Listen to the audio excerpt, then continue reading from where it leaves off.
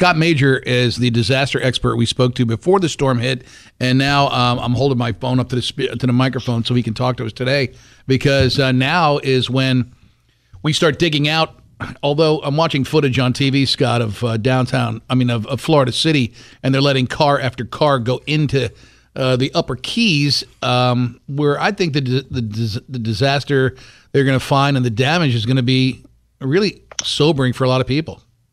It will be devastating. Thanks for having me on. Happy to help out in any way you can. It is a storm of monstrous proportion with billions of dollars of damage and not enough FEMA money, and insurance companies are going to have problems making payments, and it's going to be a battle, a race to making the phone calls and getting the documents that are necessary to support your case. Hey, will homeowners insurance cover tree removal and stuff like that?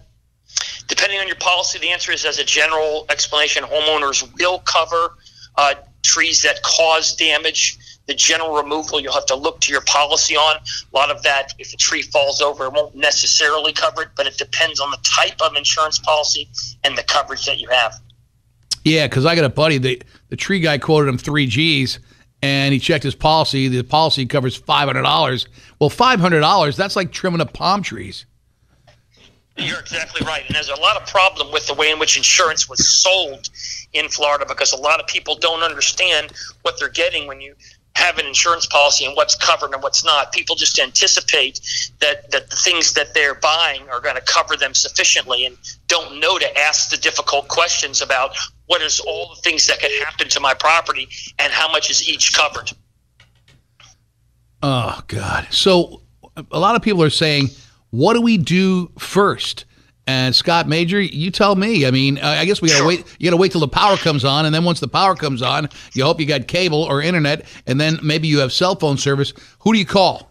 The first thing you do is you get a copy of every insurance policy you have, whether that is a flood insurance policy or a windstorm policy, or if you're a business person, you have a business policy, and you want to call the insurance company directly, not necessarily your agent who sold you, but the insurance company directly. If you don't have a phone or you can't get to a particular phone, have your friend call up or get to somebody who does have a phone, because it's a first in, first out kind of thing. There's going to be millions of claims being made. So it's very important. The first thing you do is to call up and to make a claim. The second thing you do is to try to find a location where you can actually write an email or write something and ask them or confirm what you've asked on the phone. When are you coming out to inspect my property? So, Scott, hold on. Yes, sir. So you don't call like the roofing company first to come out? You got to call the insurance company first? That's correct. First thing you do is call the insurance company, so you put them on notice. And if you have a roofer or you have a tree guy coming out, or you have anybody, you say, hello, insurance company, I want to let you know I've got a tree on my house right now. I've got to move it right now. Here's the video. Here's the pictures I've taken to show you. When can you get somebody? Can somebody come out today? If they can't come out today, why can't they come out today? Let me give you remove this tree. What about Joe Blow gets out to survey the front of his house, and he sees half a dozen tiles, roof tiles down, knowing full well there's some damage.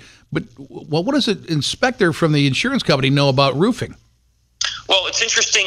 2 things I'll tell you. The first thing is important to take pictures and video of everything, and I mean ad nauseum. But as it relates to specific tiles, adjusters are trained, insurance adjusters are trained in some of the basics, and a lot of them will actually bring in and certify agents from out of state and in state who have some basic training. Some are more experienced than others in roofing and typical property damage related items. That's why it's really important. If you do have your own roofer or your own contractor, your own expert, if you know somebody, or I can give you names of people, you want to pick up a phone, get them out there, let them inspect the property and say, hey, listen, there are 27 tiles that are broken here. I need to replace them. Here's the estimate. I can do it now or in 2 days. You call the insurance company. You tell them you need to get out here today, or I'm going to go ahead and fix this property because I have a duty to mitigate my damages. When are you coming out? Love and kisses, you.